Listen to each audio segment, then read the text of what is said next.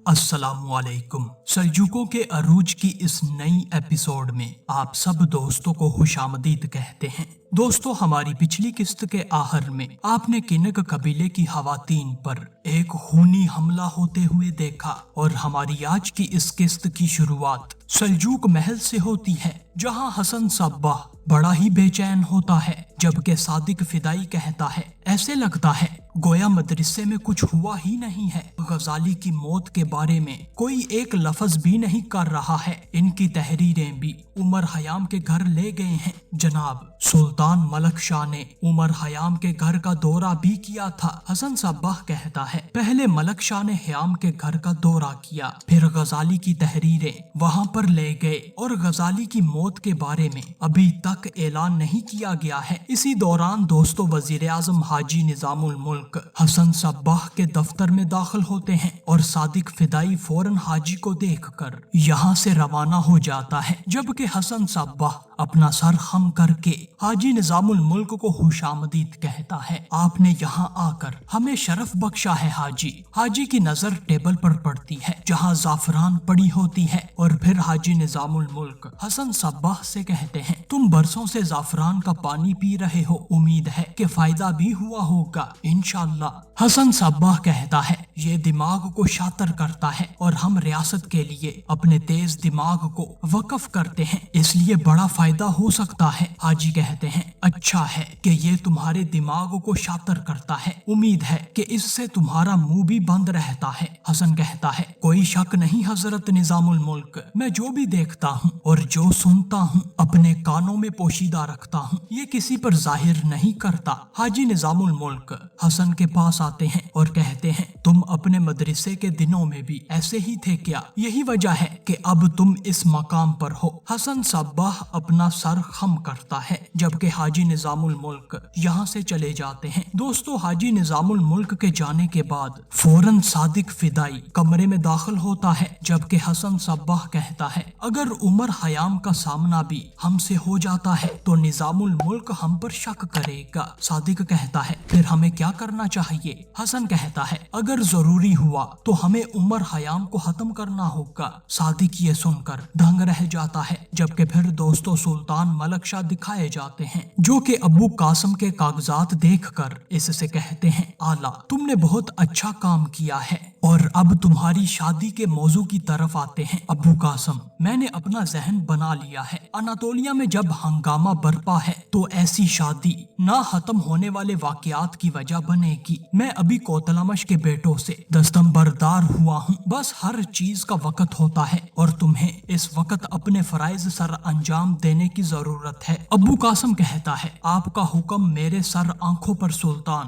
لیکن میں حیران ہوں کہ مجھ سے ایسی کون سی کوتاہی ہو گئی ہے کہ آپ مجھ سے ناخوش ہیں۔ سلطان کہتے ہیں میں اپنے لوگوں پر بھروسہ ہی نہیں کرتا جو مجھے ناخوش کریں، اور میں انہیں کوئی فریضہ بھی نہیں سونپتا۔ تم سیاسی وجوہات کی بنا پر ایلچن خاتون کو چاہتے تھے، اور میں بھی بس سیاسی وجوہات کی بنا پر رضامند نہیں ہوں۔ امیر ابو قاسم کہتا ہے آپ کا فریضہ میری زندگی سے زیادہ قیمتی ہے، لیکن دوستو سلطان ملک شاہ ابو قاسم کو جانے کا اشارہ کرتے ہیں، اور ابو قاسم بڑا پریشان ہو کر یہاں سے چلا جاتا ہے، جبکہ پھر دوستو دوسری جانب کنگ قبیلہ دکھایا جاتا ہے، جہاں سپاہی سانجار اور اس کے خصوصی سپاہی زخمیوں کو لے کر قبیلے پہنچ جاتے ہیں۔ سانجار اپنے قبیلے والوں سے کہتا ہے جلدی سے سارے زخمیوں کی دیکھ بھال کرو، آگے بڑھو۔ سانجار خود بھی اپنی والدہ باشولو خاتون کے ہمراہ زخمیوں کی مدد کرتا ہے، جبکہ گل پری خاتون اور باقی خواتین بڑی ہی بری حالت میں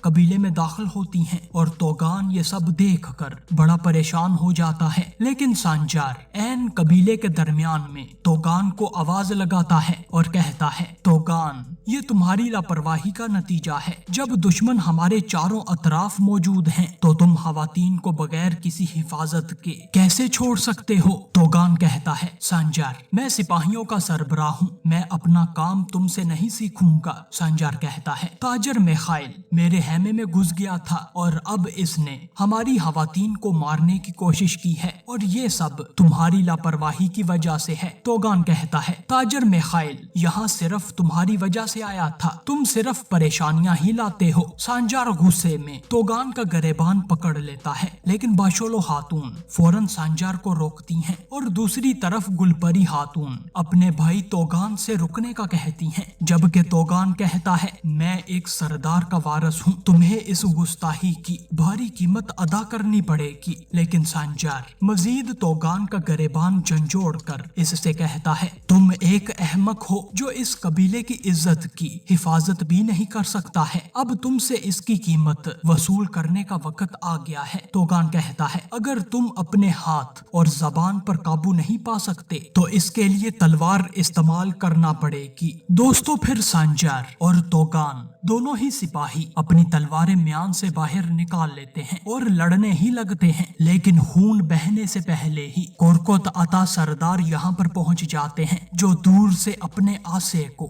जोर से जमीन पर मारते हैं और कहते हैं, रुक जाओ। कोरकोत अता कहते हैं, जो भी हुआ मुझे इसका पता चला है और इस होलनाक दिन पर कबीले के सिपाहियों का आपस में तलवार खींचना मुनासिब नहीं है, क्या तुम समझ गए हो? तोगान अपने वालिद से कुछ कहने ही लगता है, लेकिन कोरकोत अता सरदार अपने बेटे तोगान को बोलने से रोक देते हैं और फिर कहते हैं, सांजार की तलवार पर लगा खून इस कबीले के एजाज के लिए बहा है और अब ये तुम्हारा फर्ज है कि तुम अपनी तलवार म्यान में रखो। सिपाही तोगान गुस्से से अपनी तलवार वापस म्यान में रखता है, जबकि सांजार अपनी तलवार म्यान में डालकर कहता है, कोरकोत उस्ताद, आप इस लापरवाही पर इस आदमी को सजा दें और मैं जालिमों से बदला लूंगा। चलो मेरे सिपाहियों। फिर दोस्तों, सिपाही सांजार अपने हसूसी सिपाहियों के हमरा फौरन अपने घोड़ों पर सवार होते हैं और कबीले से रवाना हो जाते हैं। जबकि फिर दोस्तों दूसरी जानब सल्जूक महल दिखाया जाता है, जहां अबू कासम महल से जाने की तैयारियां कर रहा होता है,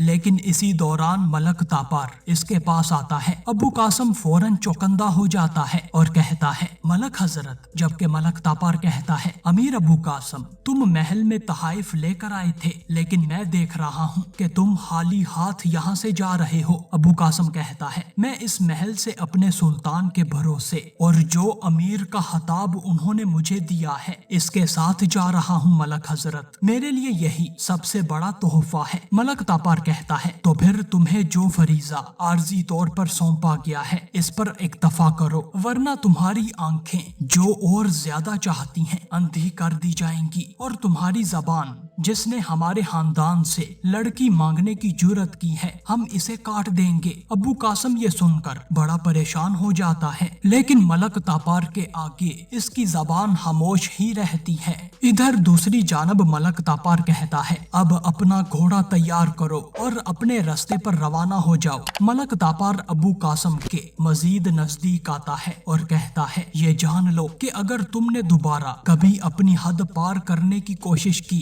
तो घोड़े तैयार करने वाले तुम होगे। मलक तापार फौरन यहाँ से चला जाता है, जबकि अमीर अबू कासम गुस्से के साथ मलक तापार को देखता ही रहता है और फिर दोस्तों यहाँ से फौरन अपने घोड़े पर सवार होकर चलने की तैयारी शुरू कर देता है। लेकिन दोस्तों ऊपर खड़ी तैरकन खातून छत से ये सब कुछ देख रही होती हैं और कहती हैं, अबू कासम महल से क्यों जा रहा है? इतने में दोस्तों अचानक एल्चन खातून भी यहीं पर पहुंच जाती हैं और तैरकन खातून से कहती हैं, इसका मतलब है इसे जो चाहिए था वो यहाँ नहीं मिल सका, इसीलिए वो यहाँ से चला गया है। तैरकन खातून कहती हैं, इसका क्या मतलब है? एल्चन खातून कहती हैं, हमारे सुल्तान ने इसे मेरे लायक नहीं समझा। तैरकन खातून कहती हैं, अबू कासम एक आला मकाम रखता है और वो अनातोलिया का अमीर है और इसका मतलब है कि सुल्तान इसके मनसब के लायक कोई और तलाश करेंगे। एल्चन खातून मुस्कुराती हैं और कहती हैं, सुल्तान ने इस शादी पर रजामंदी जाहिर ना करके मेरी नजरों में अपनी कदर जाहिर की है, क्योंकि मैंने इन्हें बताया था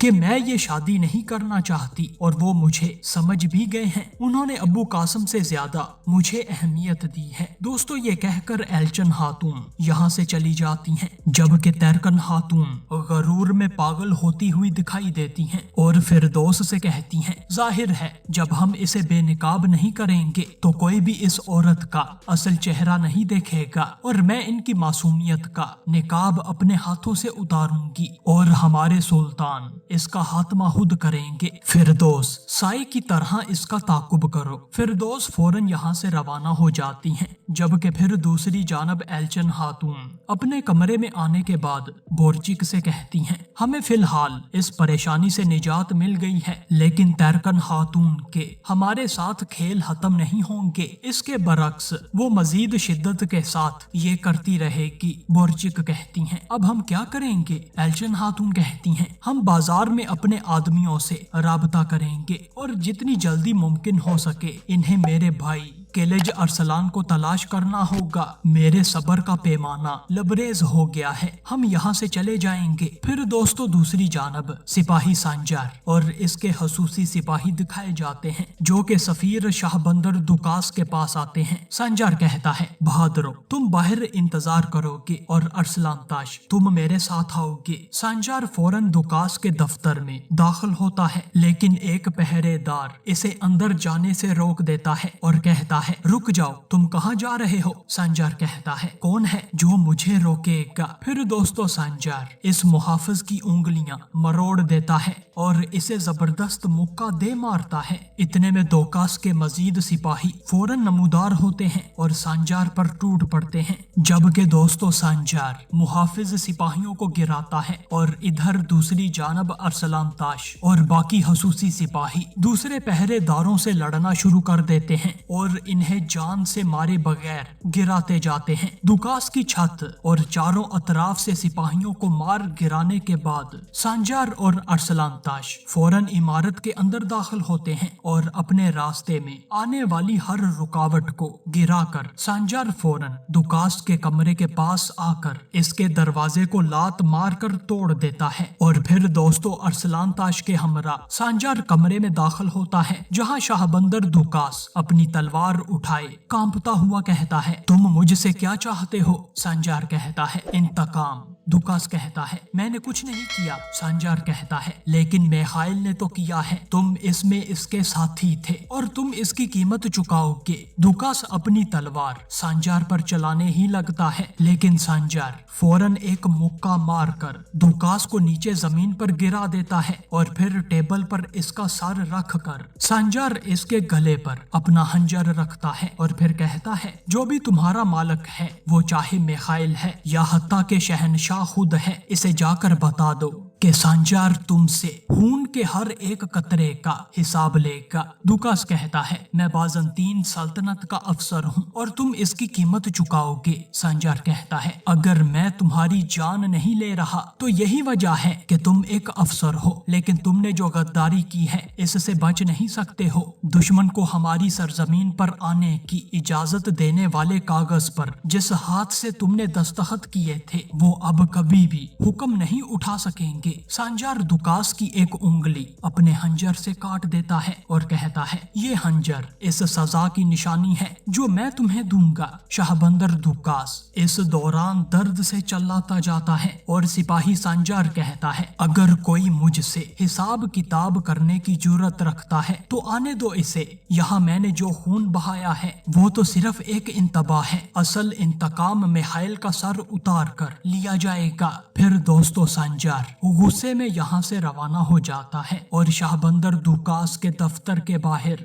इस दौरान काफी सारा मजमा जमा हो जाता है, जबकि सांजार बाहर आकर अपने सिपाहियों से कहता है, बहादुरो तुम कबीले वापस लौट जाओ। अरसलान ताश, लेकिन तुम बातनियों के इलाके के रास्ते में मेरा इंतजार करो और मुझे एक मसले से निमटना है। चलो जाओ सब। फिर दोस्तों सारे सिपाही अपने अपने फराइज की तरफ लौट जाते हैं, जबकि सिपाही सांजार भी किसी अहम सफर की तरफ रवाना हो जाता है। फिर दोस्तों दूसरी जानब सल्जूक महल दिखाया जाता है, जहां सहन में सुल्तान मलक शाह अपनी कमान से निशाना ले रहे होते हैं और इस दौरान हाजी निजामुल मुल्क भी सुल्तान मलक शाह के हमरा मौजूद होते हैं। इस दौरान सुल्तान मलक शाह कहते हैं, जैसे ही सांजार की तरफ से इत्तला मौसूल होगी हम हमला कर देंगे। सुल्तान फिर कमान में खींचे गए तीर को अपने हदफ की तरफ छोड़ते हैं और अपने बेटे तापार से कहते हैं, तापार कमान में खींचे गए तीर की तरह बनो, जब खबर आएगी इनके ठिकाने पर हमला करने की क़यादत तुम करोगे। मलक तापार कहता है, जैसे आपका हुक्म मेरे सुल्तान। फिर दोस्तों सुल्तान मलक शाह एक और तीर कमान में रखते हैं और कहते हैं, मुझे मुकद्दस इमानतें चाहिए और मैं चाहता हूँ कि सांजार सलामत रहे। फिर दोस्तों सुल्तान मलक शाह तीर से निशाना लेते हैं जो कि अपने हदफ के बिल्कुल दरमियान में जा लगता है और फिर सुल्तान मलक शाह हाजी निजामुल मुल्क से कहते हैं, आपने कहा था कि सांजार के बाबा शहीद हो गए हैं हाजी, क्या इसका कोई और है? मलक तापार फौरन कहता है, इसकी एक माँ है सुल्तान, इसके अलावा और कोई नहीं है। सुल्तान मलक शाह ये सुनकर बड़े तजस्सुस में मुब्तला हो जाते हैं, जबकि मलक तापार अपने वालिद को इस तरह से देखकर इनसे कहता है, सुल्तान आप क्यों इतने पुरतजस्सुस हैं? सुल्तान मलक शाह कहते हैं, सांजार बहुत से फराइज में आंखें बंद करके कूद जाता है। मैं इस खानदान का शुक्रिया अदा करना चाहता हूँ जिसने एक बहादुर की ऐसी परवरिश की है। हाजी निजामुल मुल्क ये सुनकर बड़े परेशान हो जाते हैं, जबकि सुल्तान मलक शाह कहते हैं, जब वो अपने फरीजे से वापस लौटेगा तो मैं जो भी जरूरी हुआ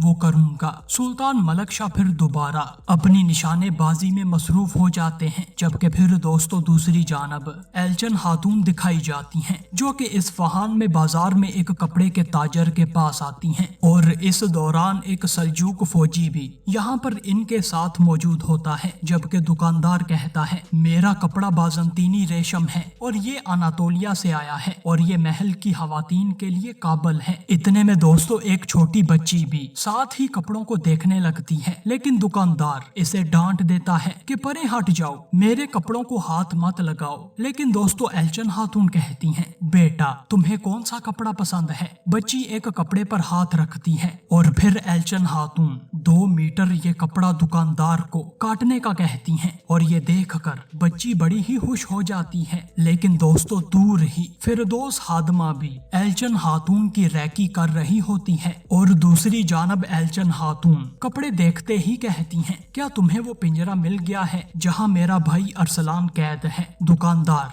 जो कि असल में एलचन खातून का जासूस होता है वो कहता है, फिक्र ना करें एलचन खातून, हम बस इसे ढूंढने के करीब हैं। और साथ मौजूद बच्ची ये सब कुछ सुन लेती है और दुकानदार फिर इस बच्ची को कपड़ा देता है और ये बच्ची कपड़ा लेकर चली जाती है। लेकिन इसके पैसे एलचन खातून खुद दुकानदार को देती हैं। लेकिन दोस्तों ये मजलूम बच्ची फौरन जाकर फिरदौस खादमा से मिलती है और फिरदौस कहती है, मुझे बताओ कि उन्होंने क्या बात की है? बच्ची फिरदौस से कहती है, उन्होंने कहा है कि पिंजरे में कोई शेर है, वो इसको जल्द ही ढूंढ लेंगे। और दोस्तों फिरदौस ये सुनकर मुस्कुराती है और इस बच्ची को एक तोहफा देती है। इधर एलचन खातून अपनी हादमा बोरचिक के हमरा महल की तरफ वापस चल देती हैं, लेकिन इनको जाता हुआ देखकर फिरदौस कहती है, देखते हैं कि कौन पिंजरे से निकलता है और कौन इसमें दाखिल होता है। और दोस्तों यही हमारी आज की इस किस्त का इख्तिताम होता है।